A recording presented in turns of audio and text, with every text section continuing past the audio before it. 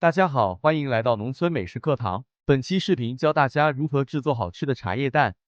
首先选择新鲜的土鸡蛋20个，用清水清洗干净。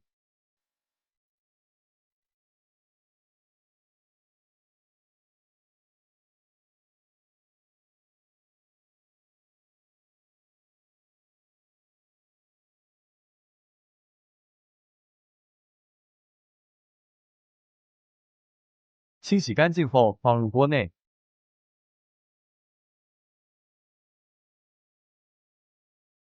倒入适当的清水，回过鸡蛋，开中小火把鸡蛋煮熟。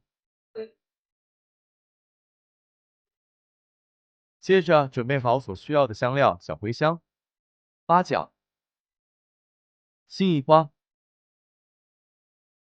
白芷良姜、桂皮花椒、香叶甘草、白胡椒、砂仁、丁香、茶叶、草果。接着把所有香料打碎，装进香料包，具体比例我放在视频最后。接着准备好调料盐21克，老抽25克，味精15克，胡椒粉5克。鸡蛋煮熟后捞出，放入准备好的冷水中。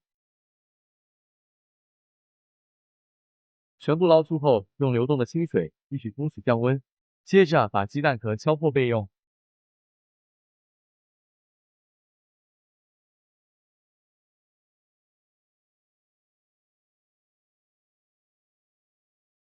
全部鸡蛋敲破后，依次放入准备好的砂锅中。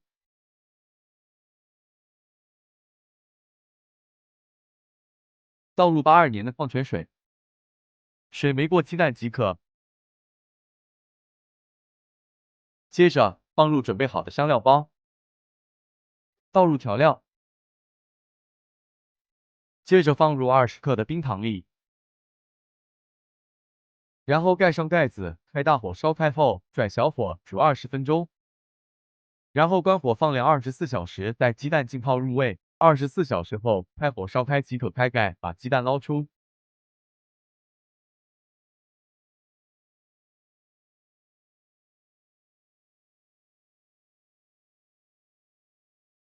经过24小时的浸泡，卤制的茶叶蛋就已经做好了，轻轻的把鸡蛋壳剥开就可以食用了。好了，本期视频就分享到这里，喜欢的朋友记得添加收藏关注哦。感谢大家的观看，我们下期视频再见。